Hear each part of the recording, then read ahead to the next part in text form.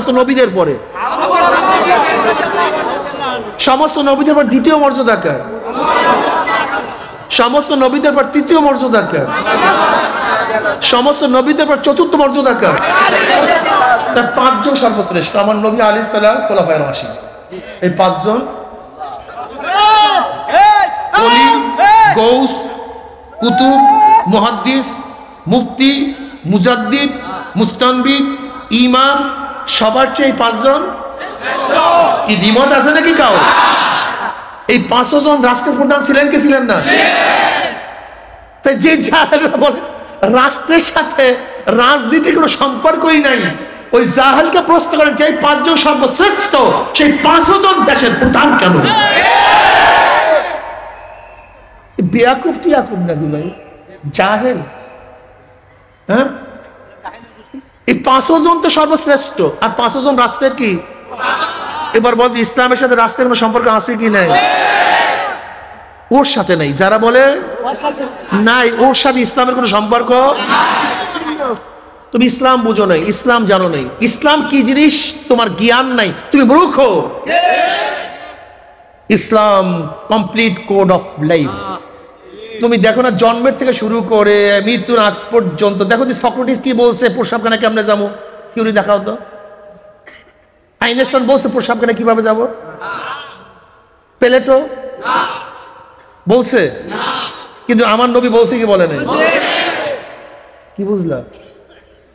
আমার নবী প্রস্রাবখানায় কিভাবে যাব সেই কথাও, সেই দর্শনও তিনি দিছেন। কিভাবে ঘুমাবো সেই দর্শন তিনি দিছেন।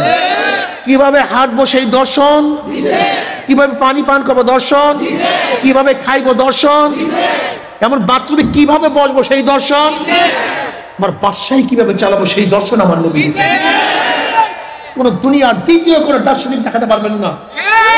ছোট থেকে ছোট, বড় থেকে বড়, প্রত্যেক জায়গায় যে ব্যক্তি কথা বলছেন, থিওরি দিচ্ছেন, দর্শন দিচ্ছেন, আমার নবীর বাইরে কেউ নাই।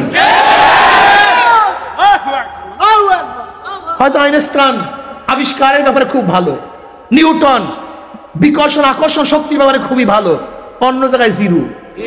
কি বলতে ঠিক না?